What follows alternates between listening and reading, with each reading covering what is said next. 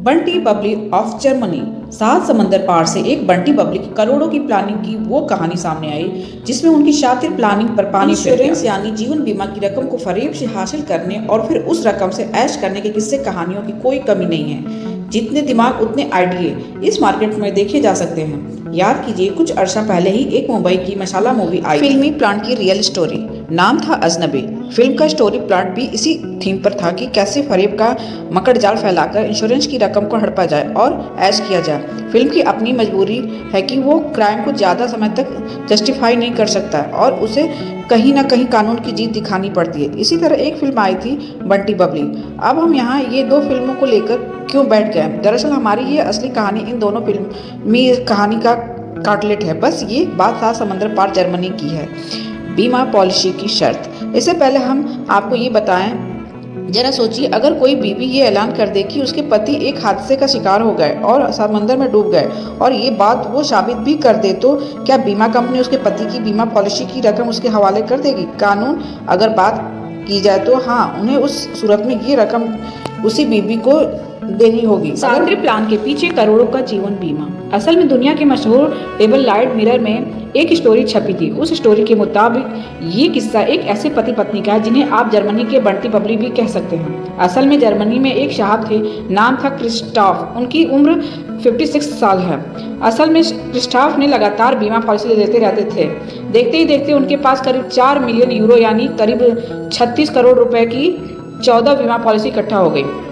तो अचानक क्रिस्टॉफ के मन में लालच पैदा हुआ और उन्होंने बीमा पॉलिसी की उस रकम को पाने के लिए अपनी बीबी ओलेन के साथ मिलकर एक प्लान तैयार किया। इसके बाद क्रिस्टॉफ ने एक मोटर बोट खरीदी। क्रिस्टॉफ ने उस मोटर बोट को जमाने के सामने कुछ इस अंदाज में पेश किया ताकि हर एक को पता चल जाए कि क्रिस्टॉफ मोटर बोट के जरिए ही समुद्र के रास्ते जर्मनी के कील तट से डेनमार्क जाने वाले हैं। बस 250 नॉटिकल माइल्स के आसपास, मगर समंदर के रास्ते जाने के अपने जोखिम हैं और अपना ही रोमांच है।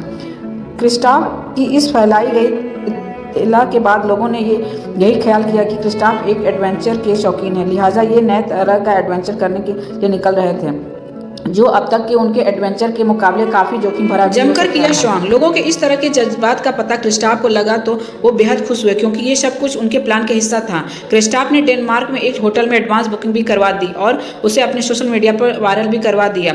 बात काफी फैली और लोगों ने इस पर ताज्जुब भी जाहिर किया। सोशल मीडिया में फैली खबर, इसके बाद क्रिस्टॉफ की तरफ से ये खबर भी सोशल मीडिया पर खूब पढ़ी गई कि बाल्टिक सागर से वो अपने सफ़र का निकल गए। इस रोमांचकारी यात्रा में अचानक एक टर्निंग पॉइंट आया जब अचानक सोशल मीडिया पर यह खबर तैरती देखी। लोगों ने क्रिस्टॉफ की मोटर बोट बाल्टिक सागर में डूब गई और उसकी तलाश के लिए तमाम गोताखोर लगे। रोमांचकारी यात्रा का दुखद अंत। गहरे पानी में डूबी उस मोटर बोट की खबर उस इंश्योरेंस कंपनी के पास भी पहुंची जहां से क्रिस्टॉफ ने अपने लिए जीवन बीमा खरीदा था, जिसकी कीमत करीब 36 करोड़ रुपए थी। तलाश हुई और गहरे समुद्र में उस मोटर बोट के अवशेष भी गोताखोरों को नजर आ गए, जिससे इस बात की तस्दीक हो गई कि वाकई क्रिस्टॉफ की एक रोमांचकारी यात्रा का दुखद अंत हो गया। 1 साल का इंतजार, हर तरफ क्रिस्टॉफ की मोटर बोट की ही चर्चा होने लगी। इंश्योरेंस कंपनी भी अपने ग्राहक की मौत को लेकर हैरान और परेशान था। हैरान हादसे को लेकर और परेशान ये कि उसे एक मोटी रकम अपने ग्राहक के परिवार को देनी पड़ेगी। हालांकि कंपनी के नाम अभी वक्त था, लेकिन क्योंकि पॉलिसी की शर्तों के मदद से ये रकम अप्रैल 2020 में क्रिस्टॉफ की पत्नी के हवाले करनी थी और तब तक इस बात का इंतजार करना था कि जिस व्यक्ति का बीमा किया गया है वो अब जिंदा वापस नहीं लौटेगा। यानी कंपनी जैसे ही क्रिस्टॉफ की मृत्यु मानती, उसे रकम चुकाने की प्रक्रिया शुरू कर देनी पड़ती।